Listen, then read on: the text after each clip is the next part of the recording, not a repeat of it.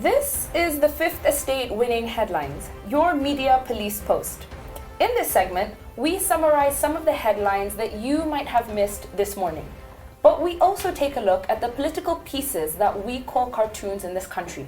Today is the 6th of May 2019, and I am 2J. I am 2M. And I am Miss K, your host. Again, in case you missed it, this is Winning Headlines. Let's take a look at today's headlines. The Star. DCI wants 22 charged over dams scandal. It's back. The Standard. Fury as MPs feast on your taxes again. Wow. And Daily Nation. RUTO under fire over Waititu. I say we start with The Star. Yeah. Yes. Since it's back, might as well deal with it first. What caught me in this story is not DCI wanting 22 people charged. All right. Yeah. There's a plot within this story. Yeah. And this is someone very high up within State House, not my words, the Star's words, that had irregularly... he had been found, or some police insurance thing had been found to have been irregularly allocated to him. Yes. So what I think... And then Yes. someone in Parliament went to had presented this insurance thing as a way to stop the investigations of DCI on the Kimore and Naro dams from continuing. Yes. So if I was to be honest, Yes. then that's a bad headline that we have here. Yes. I was so frustrated Yes. because they have this above the headline, Yeah. fresh twist. Yes. They should have led with that. Because the Fresh fact that twist, I have yes. to read into the story to get the crux of what's Actually, going you go on, like it's halfway through the story before you get to the point, Yeah. which To is the that new a fresh senior twist. State Yes. House official Yeah. has asked Kinoti to delay the arrests, Yes. or Yeah. they're going to unleash this It's other basically story. So blackmail. it's a blackmail It story. is Which is blackmail. They could have had Interesting. a far better headline. They would have sold more papers. With this, I got irritated because I thought it was about the damn story again. So Yeah. let's ask ourselves the question. Yes. Does this headline follow our three-part criteria that we use to break down the headlines for you? Is this headline topical or is it speculative? Is it repetitive or is it groundbreaking? And finally, is it thoughtful or just plain lazy? Yeah. The headline fails all three parts of the criteria. The headline. The But story does not. The story is Yeah. groundbreaking. But also on the flip, they're probably telling us something will happen on Friday. They've been saying that since Easter, No. please. It's tired. RUTO under fire over Waititu. Look. I love the picture on the headline. I know, cue the slow They music. look like they're in love. Cue the slow music. I know. But why is there a lynch mob on RUTO? Well, because he has shown himself to be the friend of the underdog. Yes. You have something against you, RUTO will speak up for you because he knows how it feels to be in that position. Absolutely. Yeah. You have Obado going to court and then... RUTO embraces him. RUTO embraces him. You have the Samburu guy going to court. RUTO embraces him. You have Waititu going to Senate, going Going through to that a firing experience. squad Yeah. in Senate. But there's something about that. I think it's genius. Because But- if you go to the ground, these particular individuals, Yeah. they They have a huge support They have base. a- and the that's sympathy my base. next question. Yeah. Does RUTO get a high return on investment when he supports these underdogs? He- Does it pay off in the long run? I don't know. In business, it does. Or If does I he buy do your, it if for I the buy your moment? shares when you're down, and then I know You that know- your shares are only going to go up, Yeah. I only You know- stand to So benefit. maybe it pays off. I really like that question. It's political ROI. And maybe what he's telling us is 2022, all these guys who are being... All the underdogs. they will support him. It's But possible. I do have one question. Yeah. I found it very interesting that the deputy governor requested for him to get out and said that the 45 days was time for Waititu to cover his tracks and hide the money. This man as deputy governor, he's been there, he was there, he's a deputy governor. Yes, also, if Waititu resigns, he must he also is resign. your Yeah, governor. okay. He If gets one goes, governor. they both go. If Yeah. one goes, they both go. But Do we should like- he remain, note that that is your new governor. Do we like the headline? No, toss it. Finally, All right. Fury as MPs feast on your taxes again. I don't like this headline. You know, I really don't. this, I think Parliament has allocated, it's conferred itself packs and allowances and backdated them to August 2018. right? I take issue with Is the that your backdating. opinion or is that fact? No, no, It's this is fact. This is They fact. have backdated Okay. them, And which I find very unfair. and I want to understand, I think people should be furious, right? And I think Uhuru Kenyatta should probably invoke the doctrine of civil necessity and get Rotich not to allow those allowances to go through. If there's an Uhuru, don't wait. President Uhuru, please don't waste this disaster. What a dramatic response. If you go to State House right now and read an address to the people and say, I invoke blah, blah, blah, blah, the people will be with you. Okay, I will say this. The whole, there's the separation of powers between the executive, the legislature, and the judiciary. Right. But they also function in the system of checks and balances. Yes. And if what they've done is not proper, is unconstitutional, and is wrong, then the It's not system going to will pass. remedy itself. Well, that is expected. Someone will go to court and say, aha, this is unconstitutional. But then the court might say, we are going to put a 2-week stay on this issue, and then we rule on it much later. Then what happens when the court rules on Then it? there, you're saying that there's not a problem with the system as it was created, but there's a problem with our application of that system. Is why that I would say, then necessitate that is why I say extrajudicial. All right, guys, That's can why I we say look let us at the headline? Uhuru should invoke the doctrine of civil necessity. Headline. I like it. You do? Yes. I think it's fear-mongering. I really do. No, this is not right. For a country that is paying about almost 1 trillion shillings in salaries just to maintain us, this is sickening. Well, then your headline is correct. Furious MPs feast on taxes. So is this your winning headline? Because I'm not sure. It's not my winning headline, but if you are furious, as they would want you to be, yes, I mean, they've achieved their objective. I am. It is effective then. I am. They wrote it for 2M. I don't like it. TJ? Moving we have on. no winning headline. On to the political pieces that we call cartoons in this country. And just like the headlines, we have a 3-part criteria that we use to break them down for you. We ask ourselves 3 questions. Is the cartoon humorous or is it dry? Is it satirical or is it pessimistic? And finally, is it effective or just plain lazy? Can we start with The Nation, please? Okay. This cartoon was 2M. incredibly boring. This is Iga. Tell us what Iga is telling us. Someone who looks like a carton, written loans. Someone who looks like a... I think we are No, carrying he's a very carrying heavy He's carrying Yes. a heavy thing. cartoon. And he's in red, so I'm guessing he's saying is Jubilee or President Uhuru. The going box is towards, labeled. Loans. This thing I can't even, it's so useless, man. And they're going towards legacy. And that is the opinion. You know what? I mirror that emotion. I didn't like the cartoon. I thought it was very dry, it was bland, and it's not topical. I don't know if there's anything... I think this is last week's news, so... Yeah. Let's move Standard, to Gado. Gado. Yeah. Hey, is this a public lynching? But before I analyze it, let's just describe it. Caricature of the presidency, Uhuru Kenyatta, William RUTO, and they seem to have really butchered this man called conflict of interest. Right next to them is the Chief Justice and Raila Odinga, and a person, what is he carrying? MPs. MPs. With a bat, Yeah, and the media watching this, you know. Eating it up with his live tongue it. out. Yeah, but also what stuck in this cartoon is, what is Raila Odinga carrying? That stuck a out rock. for you, by the way, because all I was thinking was that they're trying to represent those 3 arms of government you were debating But about. why do you think they gave him a rock? I have honestly no idea. Nor do I don't think know. I want to Okay, know. but I'm good. what is the judge saying? What is the judge saying? So the judge says, gentlemen, like his father, chapter 6, he is officially dead. And that's in Right? reference to the Constitution. Chapter 6 of the Constitution is on leadership and integrity. Yes. Yeah. I thought this was a fantastic cartoon. I think Yes, it's it is brilliant. pessimistic. It's and brilliant. it is negative. But I think it's a representation of how Kenyans are feeling. It's brilliant. Conflict of interest, I think this is post-handshake.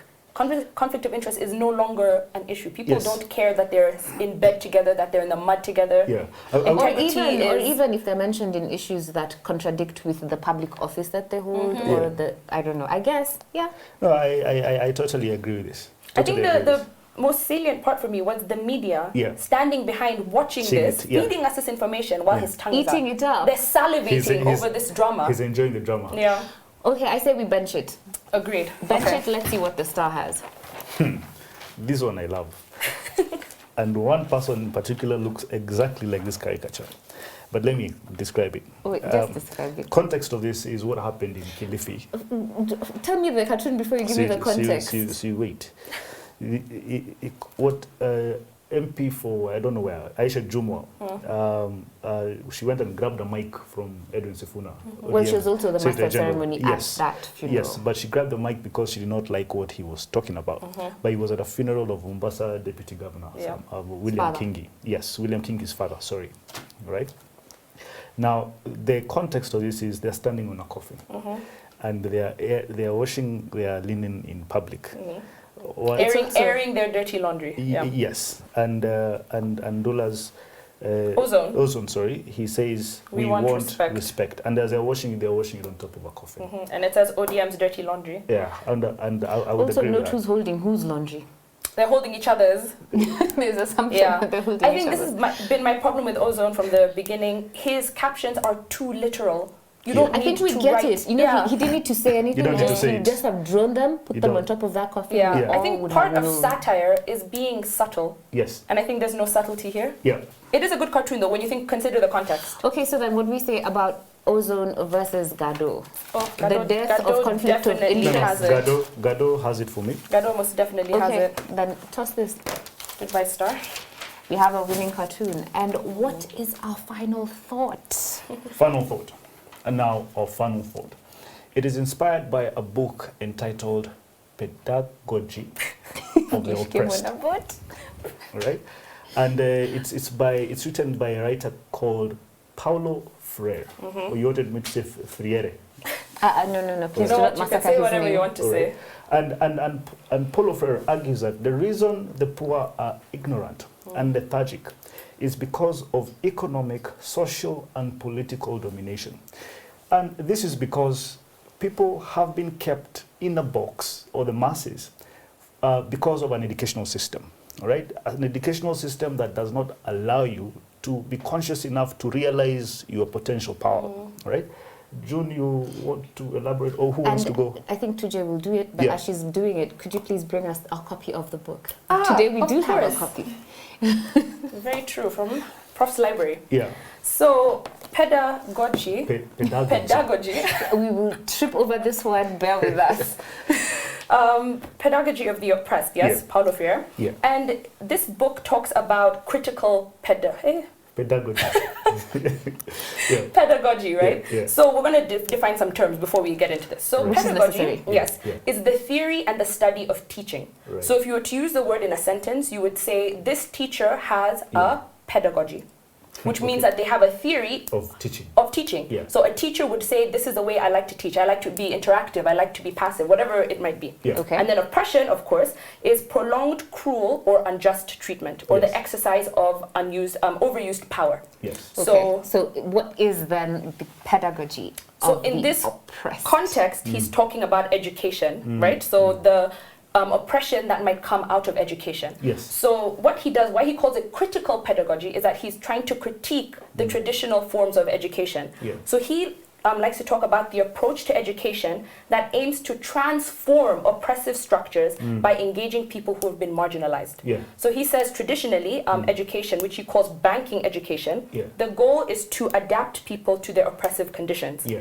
The teacher attempts to control the thinking and action of the students who are treated as passive objects. So he contrasts that with what he sees as the ideal, the problem-posing education. Yes. Okay. So here, the goal is to transform structural oppression. Both the educator and the educand, he doesn't like to use the word student, he calls them the educand.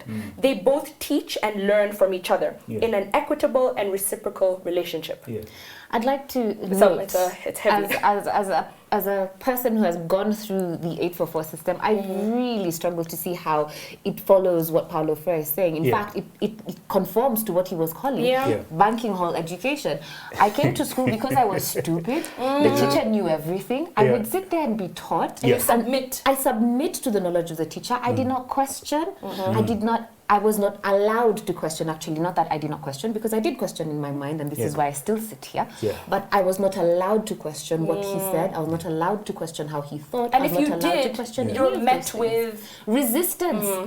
Firm and critical and immediate resistance. Yeah. You know, I have coined a concept, and I think I'm educated enough to coin one.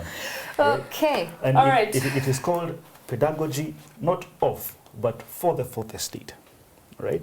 And this is because the fourth estate has continually manufactured concept. In fact, we call them here the domain of interpretation. Okay. You see, over time, we have been conditioned, we have been educated by the media to think that certain things are happening in this country and they are all bad, right? We 2M, I'd like to suggest that you adapt your new concept, adjust it. I can add it. It's called pedagogy of the stupid. All right. That is better. Thank you. That sounds smarter. And I don't want to allocate a level of stupidity. The pedagogy of the stupid. The pedagogy of the stupid. And we are the stupid. Maybe we are. and it is Pedagogy of the stupid. It is because we've been conditioned to think. Oh, okay. Oh, of stupid, not of pedagogy the of stupid, not of the stupid. Yeah. sorry. So pedagogy of Not stupid. from behind the camera. Yeah. So Just had an aha moment like that. we've been conditioned to think and not to question certain narratives. Yeah. Right? And I'll repeat this again. The moment you're told Kim Morel and the Roar, 65 billion bob stolen, and nobody has been taken to court for that. Yeah. And yet you have been saying that this is a corruption scandal that is beyond Anglo-Leasing or name it or whatever it is. We don't have the power. We have not realized that we have the power to actually question some of these things. Yeah, no, and that's so true because systems of oppression start at a very young age. Yes. That is And so true. when we talk about pedagogy, just in general, That we're is talking true. about how in school we Yeah. are taught from a young age to box, as you said, Yeah. to box ourselves in and not realize that there is something beyond it. Yes. So I think it's important that we ground it in reality. And I think the media, Yeah. I think if we were to flip this concept on its head, Yes. could we ask or could we suggest maybe that the media Yeah. are oppressing us? It is possible that they're oppressing us because one of the points of education, one of the points of learning and knowledge is inquiry Yes. and that inquisitorial nature of human beings. And if we did not have that, then we would not learn, we would not grow. Yeah. And the way we consume our media, Yeah. we do not question, we do not inquire, we Yeah. just take it for We what consume, it is. we accept. Wholesale acceptance, wholesale adoption. But I want to add on one more thing that Paulo Freire did. Yeah. He added to critical thinking and Yeah. he gave a definition of what reality is. Yeah. And I think that we as Kenyans need to take this reality as we look at what the media is feeding us and as we begin to question it. Right. He said that reality is the actual plus Yes. the possible. Okay. Now, what actually Say is that what again. you're seeing. Reality Is is the actual plus. plus the Plus possible. Now, that's what reality is. This both what you're seeing, what is actually there, but also you're questioning and you're seeing beyond that to what it could be. Yeah. Now, both of those form your reality. So let me ask you a question. Is it that we love our oppressors? And if we do, are we is Stockholm syndrome? or where you love your oppressor. Yeah. And you see, there's a reason why I'm saying this. You see, we, in every family you go, the attachment to a degree is so high, right? But then we also do have very high unemployment rates. Yes. And you find guys washing toilets, driving matatus, and they have With mathematics degrees. They have degrees, right? yeah. Maybe we should get away from that sort of thinking, that degrees is what's going to get us to a certain place, right? Because we have been maybe. oppressed to think that way. And we start teaching people how to do plumbing or carpentry or that. I mean, now Yeah, no, this that's- is I the don't know. context of Competence-based, yeah. competence-based curriculum and also economic development. I think what we are trying to say, what we're trying to encourage people to do is to question more. Yes. Prof Question. always says, do not, you know how you say don't think outside the box? Yeah. Prof says, do not think with the box. There Yes. is no Yeah. box. Do not have the box Don't as have a the- reference as a- point. Exactly. Yeah. So what we're trying to encourage people to do is to think, to question, to be critical, Yes. to not always believe what the media is trying to. Yes. Not to be passive recipients of Yes. everything that is passed on them. Right. They have to be active participants Yes. in their own lives Realities, and yeah. realities. Always question. Now, we did not mention that Paulo Freire was a lawyer, though he never practiced, a theologian, an educator. Yeah. And I'd like to borrow from another theologian Yeah. called Richard Scholl, who Yeah. was commenting on Paulo Freire, Yeah. and give a final comment, Yeah. if I could call it that, Yeah. as I shut this Is she show allowed to do down. that? Am Yeah. I allowed to do You know, I have one final thing I forgot to say say. it. Not with this book. So I'd rather you finish. Are you finished with this book? I'm finishing with this book as I go, and it was on your previous point. So I don't know. No, mine is not with this book. Point. Mine is not with this book. Say But your let me say it this way. I think today we've all seen Boniface Mwangi was arrested. And is arrested because he is thought to be planning a revolution. Now, I don't know. Maybe the revolutions happen spontaneously. We maybe- cannot say count maybe- down to the revolution. maybe the cops know something that we don't. Maybe he's getting funding from some institutions we don't know. But my point is this. War I think economists. I feel, and it's a contradiction of what this, but I've been having discussions and I've been seeing social media. There's so much anger, all right? Now, if they arrest Boniface Mwangi, I feel there will be another person who can do a revolution. And I think the people who will lead this is Gema. All right, For 2M? final thoughts within final thoughts and speculation, and just throwing it out there, we give it to 2M. I have so many feelings, but I'm just going to keep quiet. It's fine. Back to the pedagogy of the oppressed, and maybe we're being oppressed here and we do not know. Quoting Richard Shaw, there is no such thing as a neutral education. Education either functions as an instrument which is used to facilitate the integration of generations into the logic of the present system and bring it to conformity. Yeah. So to oppress you. Or us. it becomes the practice of freedom, the means by which men and women deal critically with reality and discover how to participate in the transformation of their world. So before we go into revolutionary mode, let us change our education system, then maybe we can think about it. This is Winning Headlines. We have a winning cartoon from the Standard and no winning headline. Have a great day. See you tomorrow.